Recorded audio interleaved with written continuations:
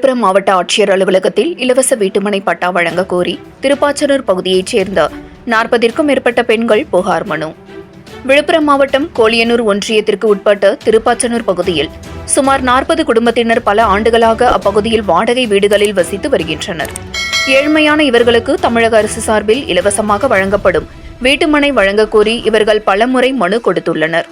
இவர்களுக்கு சரியான இடம் இல்லை என மாவட்ட நிர்வாகம் தெரிவித்ததாக தெரிகிறது. இந்த நிலையில் அந்த திருப்பாச்சனூர் பகுதியில் ஆற்றுக்கு ஒதுக்குப்புறத்தில் ஏராளமான அரசுக்கு சொந்தமான இடங்கள் இருப்பதால் அந்த இடத்தில் இவர்களுக்கு வீட்டுமனை வழங்க வேண்டி சுமார் திருப்பாச்சனூர் பகுதியைச் சேர்ந்த பெண்கள் 40க்கும் மேற்பட்டோர் பகுஜன் சமாஜ் கட்சி கருஞ்சிறுத்தை கலியமூர்த்தி தலைமையில் விழுப்புரம் மாவட்ட ஆட்சியர் அலுவலகத்தில் வீட்டுமனை வழங்க வேண்டி மனு அளித்தனர். 7 Green நியூஸ் செய்திகளுக்காக விழுப்புரம் மாவட்ட செய்தியாளர் எஸ். கலைக்குமார்.